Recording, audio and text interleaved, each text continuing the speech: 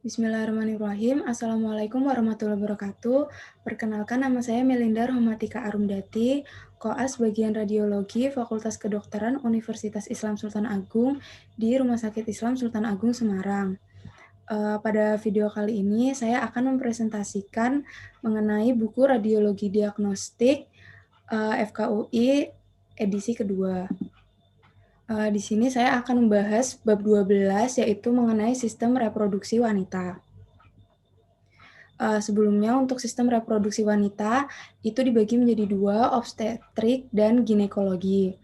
Pertama kita bahas mengenai yang obstetrik, di mana radiologi obstetrik yaitu ada beberapa cara pemeriksaan yang dilakukan dengan radiografi. Yang pertama ada amniografi. Amniografi itu sendiri pemeriksaannya caranya yaitu dengan menyuntikkan bahan kontras ke dalam kantong amnion, di mana kemudian cairan amnion akan bercampur dengan kontras tersebut, sehingga menghasilkan gambaran radio opak. Kemudian, untuk janin dan plasenta, dia akan menggambarkan gambaran non-opak, di mana dengan hal itu anatomi serta patologi janin dapat diketahui. Kemudian yang kedua itu pelvimetri. Pelvimetri bertujuan untuk mengukur pelvis, terutama untuk kasus dengan adanya disproporsi antara kepala janin serta panggul ibu. Di mana cara paling sederhana dalam mengukur pelvis adalah menggunakan Cholcher-Sussman yang dimodifikasi. Dengan dua cara ini akan dibuat dua radiogram antara posterior dan lateral pelvis. Kemudian untuk pelvimetri sendiri, dia itu fungsinya untuk mengukur ukuran pelvis dengan tepat, sedangkan untuk sonografi yaitu untuk mengukur ukuran kepala janin yang tepat dan kelainan janin lainnya. Untuk metode Kolker-Sussman, hal-hal penting yang diukur yaitu antara lain ada conjugata vera, dikode dengan AB, kemudian panggul tengah itu AC, kemudian panggul bawah itu DR, di mana perlu juga untuk menilai sakrum konkav atau lurus, karena dapat mempengaruhi jalannya persalinan. Kemudian untuk turunnya kepala dinilai terhadap spina ischiadica atau kodenya F.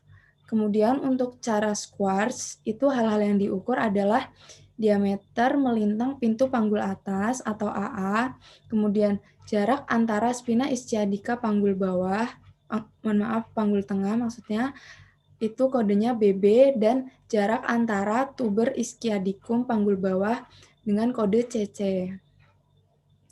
Ini merupakan gambar pelvimetri AP dan lateral, di mana garis A itu merupakan pintu panggul atas, kemudian garis B merupakan pintu panggul tengah, dan garisnya merupakan pintu panggul bawah. Kemudian untuk ukuran rata-rata pelvis sendiri, untuk pintu panggul atas, diameter AP itu biasanya 12,5, diameter transversalnya 13. Kemudian untuk panggul tengah, diameter AP-nya 12,5, diameter interspinosum 11. Kemudian untuk panggul bawah, itu diameter AP atau sagittal posterior dia 7,5, dan diameter intertuberosum itu 10,5. Kemudian selain ukuran-ukuran panggul, perlu juga kita untuk mengetahui 4 bentuk dasar panggul.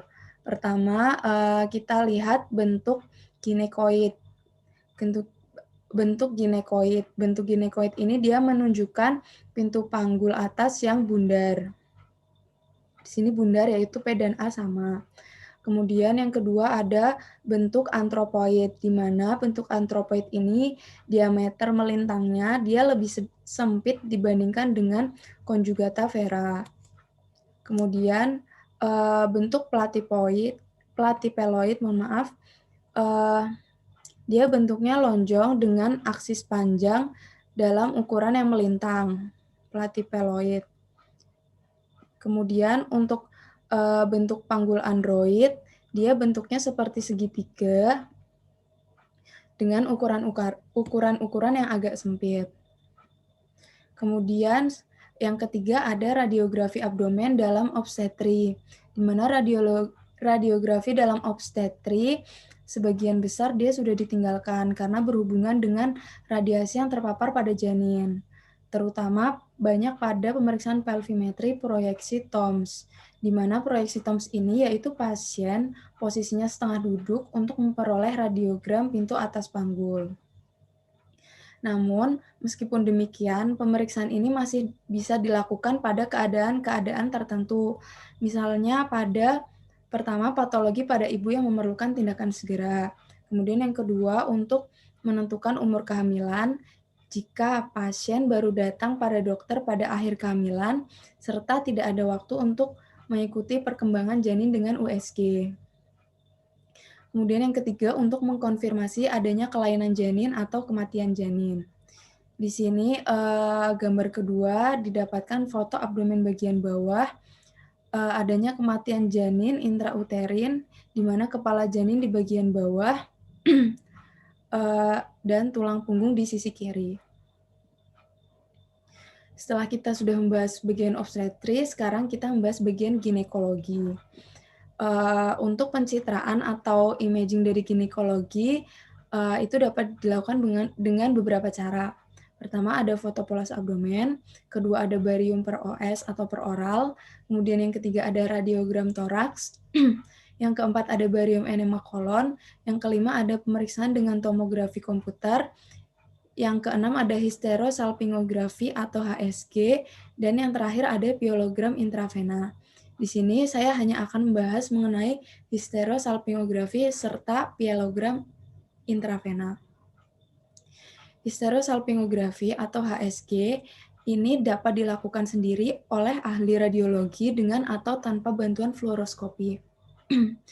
Di mana waktu yang optimum untuk melakukan pemeriksaan ini adalah hari ke-9 sampai ke-10 sesudah haid dimulai. Bila masih ada perdarahan, maka HSG tidak boleh dilakukan, karena kontras akan masuk ke dalam pembuluh darah balik. Kemudian untuk bahan kontras itu sendiri, ada beberapa yang sering digunakan. Pertama itu ada lipiodol ultrafluid. Namun untuk lipiodol ultrafluid ini dia memiliki kekurangan, yaitu resorpsinya kembali itu berlangsung lama sekali jika kontras masuk ke dalam rongga peritoneum. Kemudian yang kedua ada urografin 60%, di mana dia mengandung meglumin diatrizoat 60% atau sodium diatrizoat 10%. Di mana bahan ini sifatnya encer, kemudian dia dapat memberikan opasitas yang memuaskan dan mudah masuk ke dalam tuba, serta menimbulkan pelimpahan kontras ke dalam rongga peritoneum dengan segera. Selain lipiodol dan urografin, juga ada bahan kontras yang sering dipakai seperti Hipaquel 50%, endografin, diagonal viscose, Salpix, Isopac, lipiodol ultrafluid, dan sebagainya. Kemudian untuk indikasi pemeriksaan HSG sendiri, paling sering itu digunakan pada 5 kondisi. Pertama, untuk melihat potensi tuba, di mana pada tuba yang paten, dia nanti akan terjadi pelimpahan kontras dari tuba ke rongga peritoneum, di mana bahan kontras kemudian akan tersebar di antara lingkaran-lingkaran usus di dalam perut, sehingga dia akan menimbulkan gambaran khas.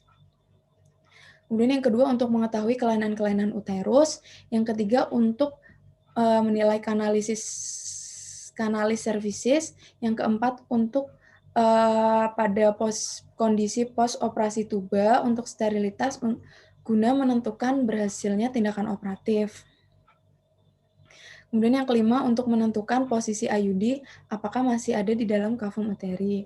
Di sini ada gambar pada pemeriksaan HSG, yaitu tampak kavum uteri terisi kontras irografin dan ada tuba pada sisi kanan dan kiri. Untuk menentukan posisi IUD, sebaiknya dilakukan foto polos seluruh abdomen terlebih dahulu, yaitu untuk melihat apakah IUD masih di dalam abdomen atau tidak. Jika tidak nampak, maka IUD yang sengaja dibuat opak, HSG tidak perlu dilakukan kembali. Serta jika IUD berada jauh dari uterus atau berada di abdomen bagian atas, maka HSG juga tidak perlu dikerjakan. Di sini dilihat pada gambar A, yaitu IUD berada di depan dari korpus uteri. Kemudian untuk gambar B, yaitu IUD berada di atas dari korpus uteri. Selain indikasi yang sudah disebutkan, ternyata HSG ini memiliki efek terapeutik.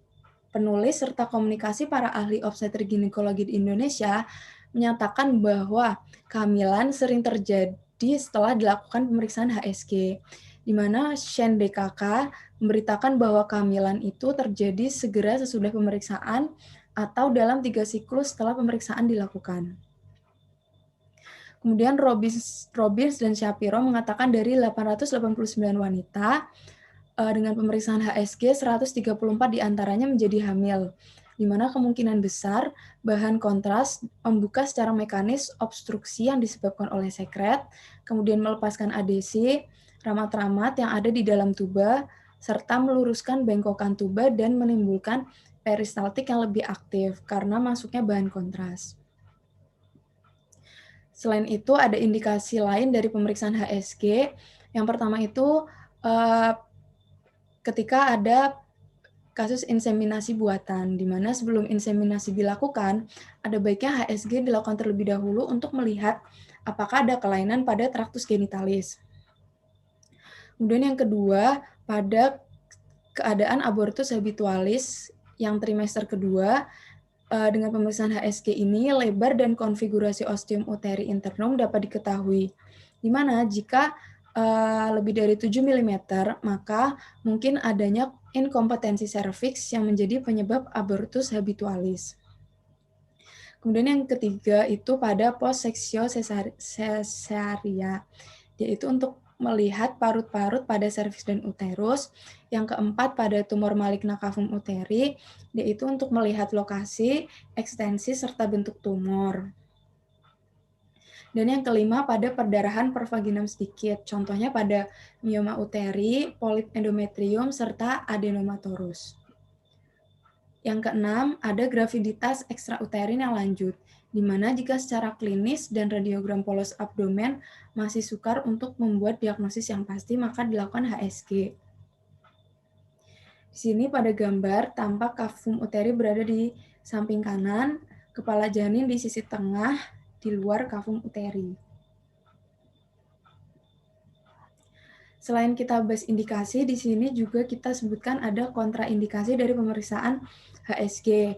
Yang pertama ada proses inflamasi akut abdomen, yang kedua pada hamil muda, kemudian yang ketiga perdarahan pervaginam berat, yang keempat adanya infeksi vagina, yang kelima segera sebelum dan sesudah menstruasi, kemudian yang keenam ada penyakit ginjal dan jantungnya sudah lanjut, serta yang terakhir segera setelah dilakukan kuretase atau dilatasi kanalis cervicis. Kemudian untuk pemeriksaan HSG, komplikasinya itu hanya ringan saja, yaitu adalah rasa nyeri pada waktu pemeriksaan dilakukan, di mana rasa nyeri ini dia akan hilang sendiri dalam beberapa jam. Kadang-kadang timbul keadaan prarenjatan atau pre-shock karena pasien sensitif terhadap kontras. Maka dari itu, tensimeter serta obat-obatan untuk keadaan darurat harus selalu tersedia. Kemudian untuk gambaran hysterosalpingografi normal itu akan didapatkan panjang kanalis cervicis 3-4 cm atau sepertiga panjang uterus. Yang kedua, bentuk kanalis cervicis itu lonjong. Kemudian yang ketiga ada isthmus antara cavum uteri dan kanalis cervicis lebih sempit. Kemudian yang keempat, ostium uteri internum nampak seperti penyempitan pendek. Yang kelima itu cavum uteri berbentuk segitiga. Kemudian sisi dan fundus uteri lurus atau konkav. Yang keenam, fundus bisa konveks dan lebih lebar daripada panjang uterus. Yang ketujuh, jarak antara kornu kanan dan kiri rata-rata yaitu 3,5 cm. Kemudian yang kedelapan, sphincter kornu berbentuk khas seperti bawang. Yang kesembilan, apex kornu langsung berlanjut pada isthmus tuba. Dan yang kesepuluh, isthmus tuba nampak seperti garis potlot pada radiogram, jalan bergelombang, dan panjang yang variabel, kemudian melebar seperti ampula tuba. Di sini tampak gambaran HSG pada sterilitas primer, yaitu tuba kanan tertutup. Di sini gambaran 1.6 tuba kanan tertutup dan tuba kiri dengan ampula yang lebar, tidak ada limpahan kontras atau spill. Kemudian untuk gambar 1.7 yaitu gambar HSG pada wanita yang ingin punya anak atau 5 tahun belum punya anak. di mana uterus letak sisi kanan dengan retrofleksi. Kedua tuba terisi baik dengan kontras dan ada limpahan kontras pada kedua sisi. Kemudian kelainan bawaan traktus genital berdasarkan pemeriksaan HSG itu ada 2. Yang pertama ada hipoplasi uteri, di mana hipoplasi uteri ini akan tampak jelas kanalis cervicis yang disproporsional panjang, di mana hal ini menjadi petunjuk ke arah kemungkinan terjadinya hipoplasi uteri. Namun gambaran ini tidak khas dan dapat terlihat di keadaan lain.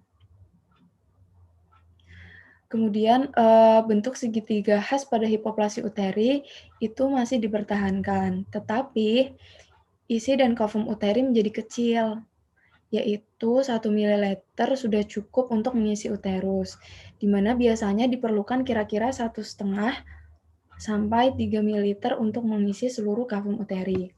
Kemudian yang kedua yaitu kelainan yang simetris, yaitu uterus di delvis, di mana jika tidak terjadi fusi sama sekali pada saluran Muller, maka akan menimbulkan duplikasi uterus, serviks, serta vagina, di mana diagnosis yang tepat dapat dicapai dengan pemeriksaan HSG ini. Kemudian slide terakhir yaitu mengenai pialografi intravena, di mana pemeriksaan traktus urinarius dalam ginekologi itu dapat diperlakukan untuk kasus-kasus berikut. Yang pertama, ada tumor yang besar dalam abdomen yang menekan ureter untuk mengetahui keadaan ginjal. Kemudian yang kedua, itu pada kasus kelainan bawaan pada traktus genitalis, maka dapat ditemukan anomali-anomali pada traktus urinarius. Kemudian yang ketiga itu sesudah operasi ginekologi, jika diduga terjadi kerusakan pada traktus urinarius, terutama pada ureter.